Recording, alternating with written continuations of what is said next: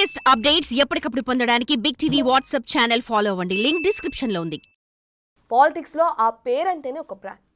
జిల్లాలోనే కాదు రాష్ట్ర వ్యాప్తంగా ఆ కుటుంబానికి ప్రత్యేక గుర్తింపు ఉంది. దశాబ్దాలుగా రాజకీయాల్లో ఆ కుటుంబం కీలక పాత్ర పోషిస్తుంది.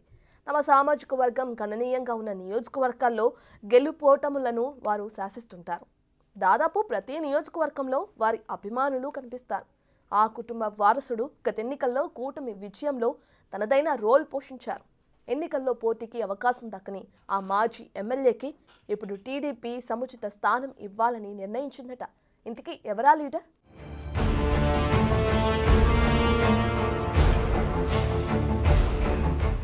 బెజవాడ రాజకీయాల్లో వంగవీటి వంశం గురించి ప్రత్యేకంగా చెప్పనవసరం లేదు. దివంగత మాజీ ఎమ్మెల్యే, కాపునాడు వ్యవస్థాపకుడు వంగవీటి మోహనరంగ వారసుడిగా సమకాలీన రాజకీయాల్లో వెలుగొందుతున్నారు వంగవీటి రాధాకృష్ణ. గత ఎన్నికల్లో కీలక పాత్ర పోషించిన రాధకు రానున్న రోజుల్లో కీలక పదవి ఇచ్చేందుకు కూటమి సర్కార్ నిర్ణయం తీసుకుందట. 1988లో రంగా హత్యకు గురయ్యే నాటికి చిన్నపిల్లాడుగా ఉన్న రాధ 2004లో తొలిసారి కాంగ్రెస్ నుంచి విజయవాడ తూర్పు ఎమ్మెల్యేగా గెలుపొందారు.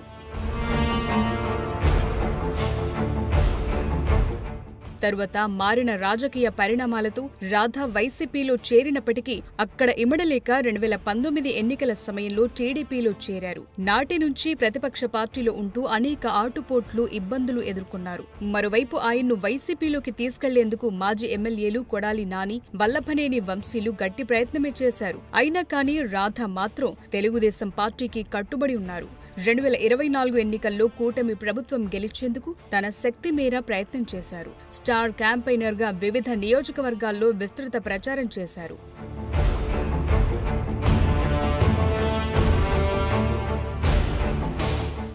2019, 2024 ఎన్నికల్లో నియోజకవర్గాల లెక్కలు కలసిరాక టీడీపీ వంగవీటి రాధకు ఇవ్వలేకపోయింది.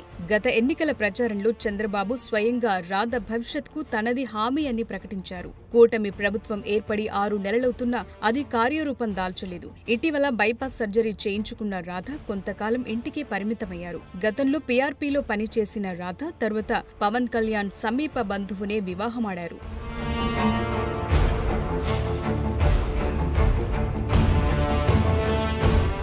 ఈ నేపథ్యంలో తెలుగుదేశం పార్టీ నుంచి రాజ్యసభ సభ్యత్వం కానీ, రాష్ట్ర కేబినెట్లో మంత్రి పదవి కానీ వస్తుందని వంగవీటి అభిమానులు ఎంతగానో ఎదురు చూశారు.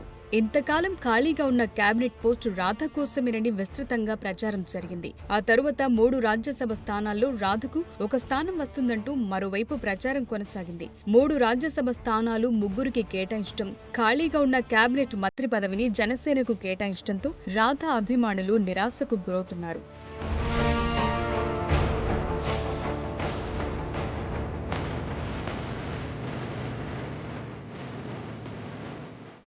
తనకు ఎలాంటి ప్రాధాన్యత లభించకపోవడంతో సహజంగానే రాధ కూడా అసంతృప్తితో ఉన్నారని ప్రచారం జరుగుతోంది. అది గ్రహించిన ముఖ్యమంత్రి చంద్రబాబు నాయుడు ఆయన్ను పిలిపించుకుని సచివాలయంలో భేటీ అయ్యారు. చంద్రబాబుతో దాదాపుగా 20 నిమిషాల సేపు రాధ సమావేశమయ్యారు. రానున్న రోజుల్లో రాధకు ఎమ్మెల్సీ పదవిస్తానని చెప్పి చంద్రబాబు హామీ ఇచ్చినట్టు ఆయన అభిమానులు అంటున్నారు. అయితే రాధ మాత్రం ఎమ్మెల్సీతో పాటు మంత్రి పదవి కూడా ఇవ్వాలని కోరినట్టు సమాచారం. దానిపై నిర్ణయం తీసుకుందామని, ముందైతే ఎమ్మెల్సీ తీసుకోమని చంద్రబాబు సూచన చేసినట్లు తెలిసింది.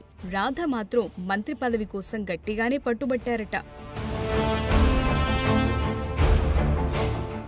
ఆ క్రమంలో రాధ ఎమ్మెల్సీ పదవిపై చంద్రబాబు ఇచ్చిన హామీతో కొంత సంతృప్తి వ్యక్తం చేసిన మంత్రి పదవిపై క్లారిటీ రాకపోవడంతో అసంతృప్తితోనే ఉన్నారని ఆయన అనుచరులంటున్నారు.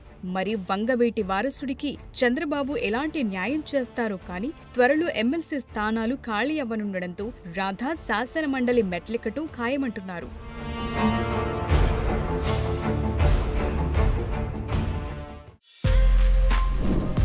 For more videos like this, subscribe Big TV channel.